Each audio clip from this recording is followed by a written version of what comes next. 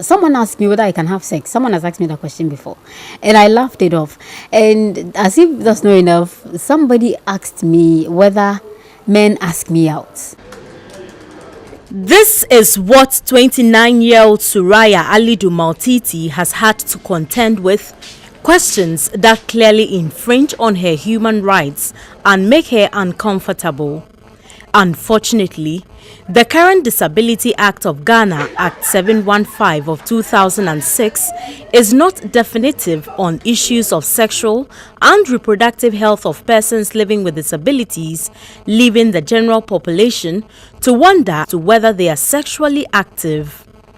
Just like many other persons living with some form of disability, Suraya does not only have to live with the daily discrimination and stigmatization accompanying her disability, she also has to field questions from curious people about her sexual and reproductive life, often asked with sneers. It's very demeaning, very, very demeaning. Sometimes one won't even ask you a question. The way the person will look at you, like you don't belong, Suraya could have easily been discouraged since all her sisters except the youngest one are married.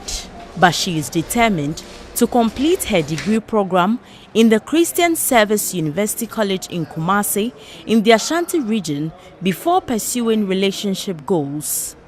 She is unhappy with how the sexual and reproductive health and rights of persons with disabilities are handled in the country. She recalled how some friends with disabilities were treated when they sought sexual and reproductive health care from the hospital. I've had people who are even shy. They were shy to report to the hospital when they were pregnant because they would think that the doctor's reaction or the health worker's first reaction would be,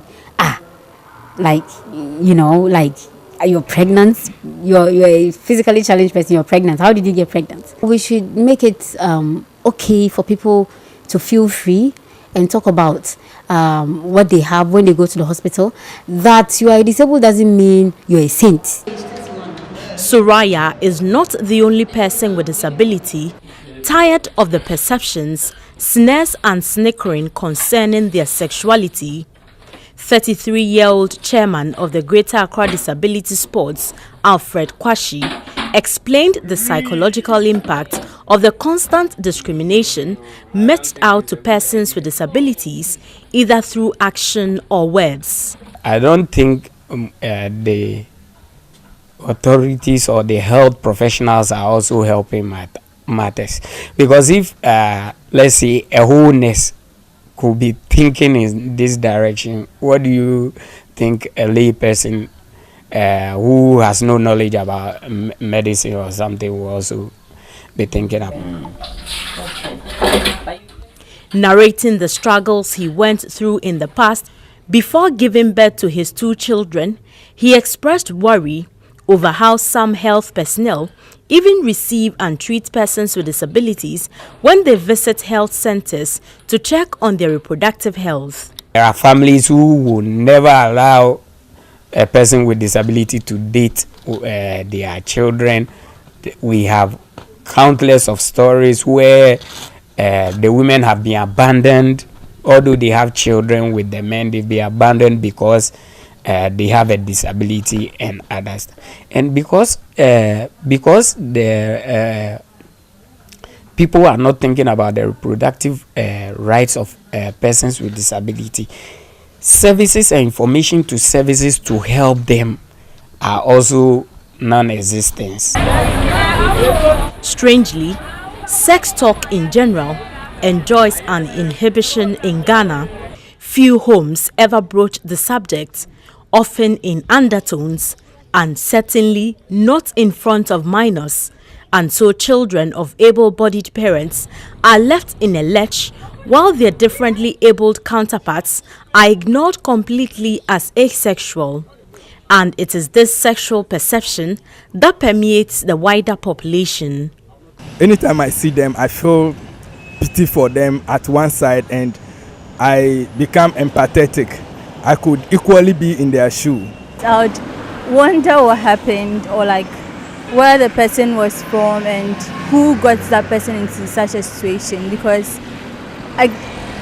if the person is physically challenged and the person has help from nowhere and then you just, let me say, rape the person just to impregnate the person like that. A recent report by international NGO Plan Ghana, produced through a collaboration with the UN Special Rapporteur on the Rights of Persons with Disabilities, shows myriad of discrimination faced by girls with disabilities, which leaves many of them totally unaware of their rights. According to the headmistress of the Garden City Special School in Kumasi, Dr. Roselyn Frimpoma Ajapong, the failure in addressing the sexual and reproductive health needs of persons with disabilities, especially for girls with disabilities, puts them at a great disadvantage. When you talk to them, they tell you, I want to give birth to a child. Somebody will say 2, somebody will say 3. So they know what they want. But because of the condition, the parents think it will be extra burden on them when such things happen. So they want to. So maybe they do it and we do not know. They do it and we do not know. Reproductive health and sexuality is on the curriculum of the Garden City Special School for the Intellectually Disabled to help them understand and be aware of their growth.